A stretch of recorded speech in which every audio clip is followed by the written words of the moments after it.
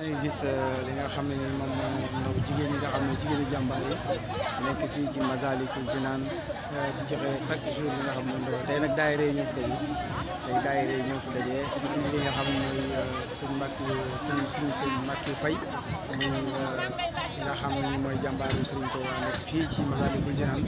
tey jigéen ñi association yëpp préparé indi ko indi li nga xam ne ni moom moo di seen suukaru koor voilà muy noonu yéen a ngi koy am nii ci nga xam ne moom mooy seen chaîne li nga xam ne moom mooy Étoile TV mu ngi noonu jigéen ñaa ngi noonu macha allah di préparé aussi li nga xam ne ndogo yi waaye indi ñu ku ci nekk daayira bu nekk indi li nga xam ne moom mooy ndogom